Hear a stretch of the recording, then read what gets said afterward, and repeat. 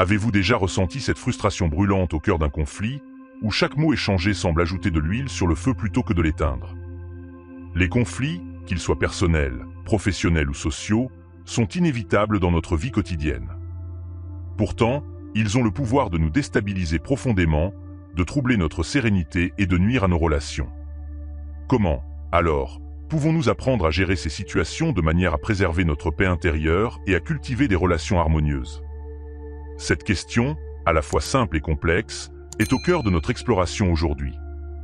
La gestion des conflits est une compétence essentielle, mais elle est souvent abordée de manière superficielle. Nous apprenons des techniques de communication, des stratégies de négociation, mais nous négligeons souvent l'aspect le plus fondamental, notre propre perception et réaction face aux situations conflictuelles. C'est ici que la sagesse ancienne du stoïcisme peut apporter une lumière nouvelle et précieuse. En se concentrant sur ce que nous pouvons contrôler et en acceptant ce que nous ne pouvons pas, les stoïciens nous offrent une approche unique et profondément introspective pour gérer les conflits. En outre, cette approche ne se limite pas à la simple résolution des désaccords. Elle vise à transformer notre manière de voir et de vivre les conflits, les utilisant comme des opportunités de croissance personnelle et de développement de vertu. Cela crée non seulement des interactions plus harmonieuses, mais aussi une vie intérieure plus sereine. Cette vidéo n'est pas seulement une leçon de philosophie, mais une invitation à transformer vos expériences conflictuelles en occasion d'apprentissage et d'amélioration personnelle. Si vous souhaitez explorer davantage ces concepts et recevoir des conseils pratiques pour les appliquer dans votre vie quotidienne, n'oubliez pas de vous abonner à notre chaîne et d'activer les notifications. Vous ne voulez pas manquer nos futures vidéos qui continueront de vous inspirer et de vous guider sur le chemin de la sagesse stoïcienne. Assurez-vous de suivre cette vidéo dans son intégralité, car chaque section est conçue pour s'appuyer sur la précédente, créant un parcours logique et cohérent vers une compréhension plus profonde de la gestion des conflits. Chaque minute que vous consacrez à cette vidéo vous rapprochera d'une maîtrise plus grande de vous-même et de vos relations. Et pour comprendre comment les stoïciens gèrent les conflits, il est essentiel d'abord de comprendre les racines de ces conflits. Les stoïciens nous enseignent que la plupart des conflits naissent de nos perceptions et de nos jugements. Épictète, dans ses entretiens, affirme que ce ne sont pas les événements eux-mêmes qui nous troublent, mais notre interprétation de ces événements. Par exemple, si un collègue critique notre travail, notre réaction initiale pourrait être de nous sentir attaqués ou dévalorisés. Cependant, selon la dichotomie du contrôle prônée par Épictète, il est crucial de distinguer ce qui dépend de nous de ce qui ne dépend pas de nous. Nous ne pouvons pas contrôler l'opinion de notre collègue, mais nous pouvons contrôler notre réaction à cette critique.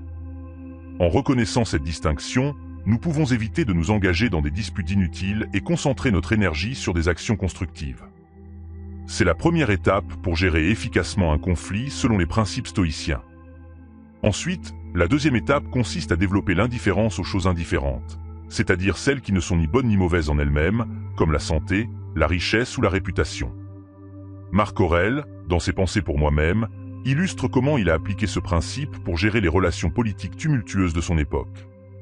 Plutôt que de se laisser perturber par les intrigues et les critiques, il se concentrait sur ses actions vertueuses, indépendamment des résultats externes.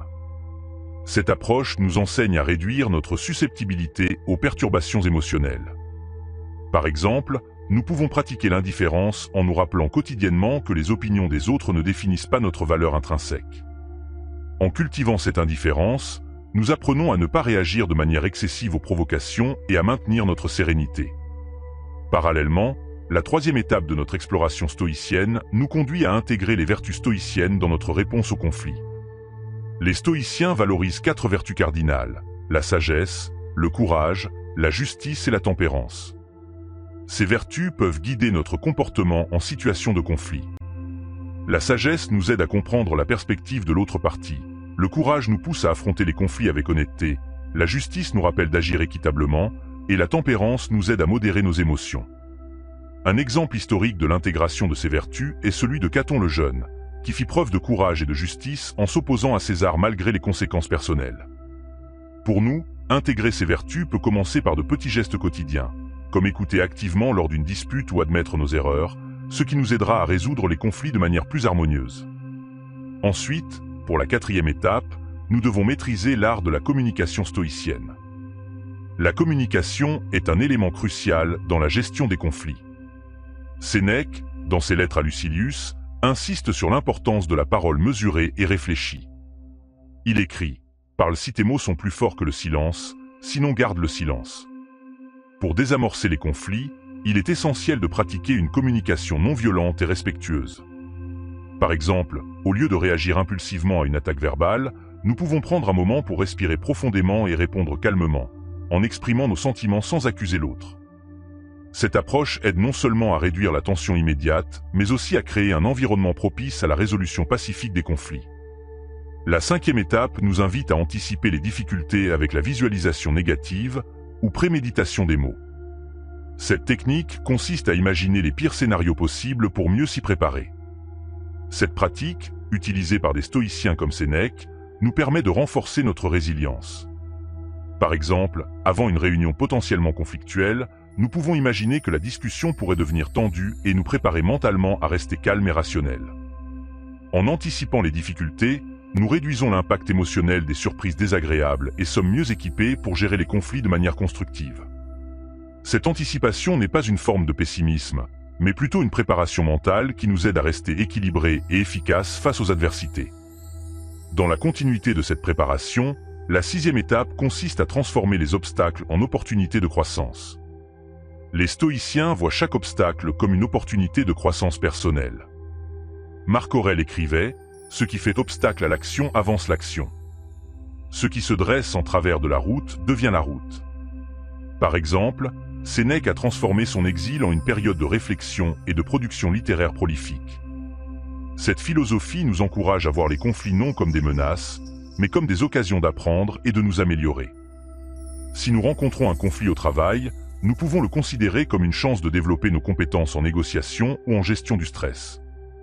En adoptant cette perspective, nous transformons les défis en moteurs de notre développement personnel, et chaque conflit devient une occasion d'approfondir notre compréhension de nous-mêmes et des autres. L'étape suivante, la 7e, est de cultiver l'acceptation et l'amour du destin, ou amor fati. Cette acceptation stoïcienne inconditionnelle des événements, tels qu'ils se produisent, est un pilier de la sérénité intérieure. Marc Aurèle nous invite à accueillir chaque événement, bon ou mauvais, comme une partie nécessaire de notre parcours. Il écrit « Aime seulement ce qui t'arrive et fait en ta vie, car ce qui pourrait mieux convenir à tes besoins. » En cultivant cette acceptation, nous réduisons notre résistance intérieure aux situations conflictuelles et trouvons la paix en les acceptant comme des occasions d'exercer nos vertus.